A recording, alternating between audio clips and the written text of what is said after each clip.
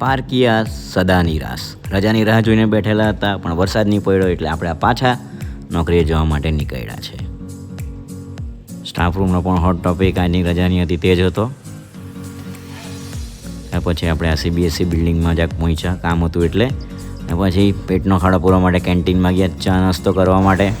અને જો ભાઈ આ નીકળવાના ટાઈમે જોરદાર વરસાદ પડવા લાગ્યો.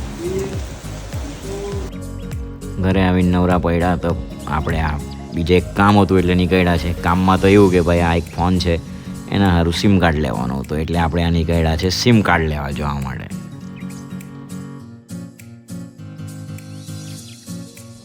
તો સીધા આપણે પહોંચી ગયા સિસોદરા પ્રિન્સી મોબાઈલમાં, આપણા હાહરીનું કામ. અને ત્યાંથી પાછા આપણે નીકળ્યા ભાઈ હાહરીમાં જવા. માલપુડા બનાવેલા છે લઈ જોજો એમ કે, એટલે આપણે હવે પહોંચી ગયા. બરહમહો રમવા આવેલો તો જોઈ લો વિડીયોમાં દેખાય ને, એટલે મજા આવી ગઈ, ટાઈમ પાસ થઈ ગયો તમારા ભાઈનો.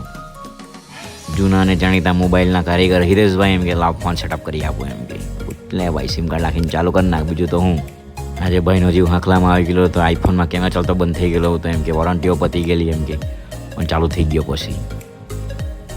પછી આપણે આ મોડા તરાવ ફળીએ માસાજીના ઘરે જવા માટે નીકળ્યા.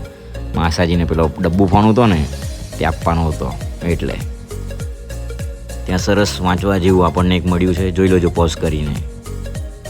મંડલી એટલે જ બેહેલી હતી કે ભાઈ આવતો એમ કે ઠંડુ લઈ આવજે એમ કે, એટલે આપણે આ રવિભાઈને તો ગાડી પેપર બૂટ અને ભજીયા દાણા લઈ આવ્યા. ભજીયા દાણામાં ભાઈ હાથે સ્કેમ થઈ ગયો, એટલે એ પાછો બદલાવા ગયો. ચાલો ત્યારે આજના વ્લોગમાં આટલું જ. ફરી મળીશું. જય શ્રી રામ.